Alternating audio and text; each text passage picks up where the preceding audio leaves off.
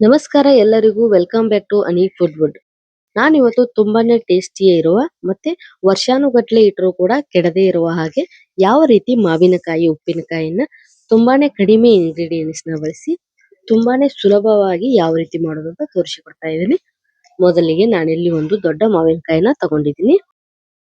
ಇದನ್ನ ಈ ರೀತಿ ಸಣ್ಣದಾಗಿ ಕಟ್ ಮಾಡಿ ಇಟ್ಕೊಳ್ಬೇಕು. ನಂತರ ಇದಕ್ಕೆ ಮಸಾಲೆನ ರೆಡಿ ಮಾಡ್ಕೊಳ್ಬೇಕು. ಸಣ್ಣ ಕಪ್ ನಿಂದ 1 ಕಪ್ ಆಗುವಷ್ಟು ಸಾಸಿವೆನ ತಗೊಂಡಿದ್ದೀನಿ. ಇದನ್ನ ತರಿತರಿಯಾಗಿ ಕುಟ್ಕೊಳ್ಬೇಕು. ಸಾಸಿವೆನ ಹಾಕೋದ್ರಿಂದ ಟೇಸ್ಟ್ ಅಂತೂ ತುಂಬಾನೇ ಚೆನ್ನಾಗಿ ಬರುತ್ತೆ. ಸಾಸಿವೆ ಜಾಸ್ತಿ ಆದಷ್ಟು ಟೇಸ್ಟ್ ಅಂತೂ ಅದ್ಭುತವಾಗಿ ಬರುತ್ತೆ. ನಿಮಗೆ ಬೇಕಿದ್ರೆ ಇನ್ನು ಸ್ವಲ್ಪ ಜಾಸ್ತಿಯಾಗಿ ಸಾಸಿವೆನ ಬಳಸ್ಕೊಳ್ಬಹುದು. ನಾನಿಲ್ಲಿ ತಗೊಂಡಿರೋ ಪ್ರಮಾಣಕ್ಕೆ ಇಷ್ಟು ಸಾಸಿವೆ ಸಾಕಾಗುತ್ತೆ. ನಂತರ ಸಾಸಿವೆನ ಅದರೊಟ್ಟಿಗೆ ಸೇರಿಸ್ಕೊಳ್ಬೇಕು. ಇಲ್ಲಿ ಯಾವುದನ್ನು ಬೇಯಿಸಿ ಹಾಕೊಳ್ಳೋ ಅವಶ್ಯಕತೆ ಇಲ್ಲ, ಎಲ್ಲಾನು ಡ್ರೈ ಆಗಿ ಹಾಕ್ತಾ ಇದ್ದೀನಿ. ನಂತರ 2 ಟೀ ಸ್ಪೂನ್ ಆಗುವಷ್ಟು ಅರಿಶಿಣದ ಪುಡಿನ ಕೂಡ ಸೇರಿಸ್ಕೊಳ್ಬೇಕು. ನಂತರ ನಿಮ್ಮ ಖಾರಕ್ಕೆ ಅನುಗುಣವಾಗಿ ಅಚ್ಚ ಖಾರದ ಪುಡಿನೂ ಕೂಡ ಸೇರಿಸ್ಕೊಳ್ಳಿ.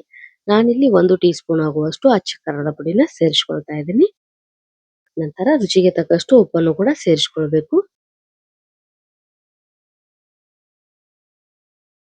ಬೆಲ್ಲದ ಪುಡಿನೂ ಕೂಡ ಸೇರಿಸ್ಕೊಳ್ಬೇಕು. ನಂತರ ತರಿತರಿಯಾಗಿ ಕುಟ್ಟಿ ಇಟ್ಕೊಂಡಿರುವಂತಹ ಬೆಳ್ಳುಳ್ಳಿನೂ ಕೂಡ ಸೇರಿಸ್ಕೊಳ್ಬೇಕು.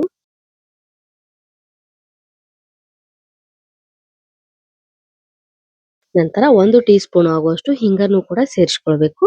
ನಂತರ ಇದನ್ನು ಯಾವುದೇ ರೀತಿ ಬಿಸಿ ಮಾಡಿಲ್ಲ, ಅಡುಗೆ ಎಣ್ಣೆನ ಕೂಡ ಸೇರಿಸ್ಕೊಳ್ಬೇಕು. 2 ಟೇಬಲ್ ಸ್ಪೂನ್ ಆಗುವಷ್ಟು. ಎಲ್ಲಾನು ಇವಾಗ ಡ್ರೈ ಮಿಕ್ಸ್ ಮಾಡ್ಕೊಳ್ಬೇಕು. ಎಣ್ಣೆನ ಹಾಕೊಂಡು ಕೈಯಿಂದಾನೇ ಎಲ್ಲಾ ಮಸಾಲೆನು ಒಂದಕ್ಕೊಂದು ಅಂಟಿಕೊಳ್ಳೋ ಹಾಗೆ ಮಿಕ್ಸ್ ಮಾಡ್ಕೊಳ್ಬೇಕು. ಈ ರೀತಿ ಟಿಪ್ಸ್ ಅನ್ನ ಫಾಲೋ ಮಾಡಿದ್ರೆ ವರ್ಷಾನುಗಟ್ಲೆ ಇಟ್ರು ಕೂಡ ಹಾಳಾಗೋದಿಲ್ಲ ಉಪ್ಪಿನಕಾಯಿ.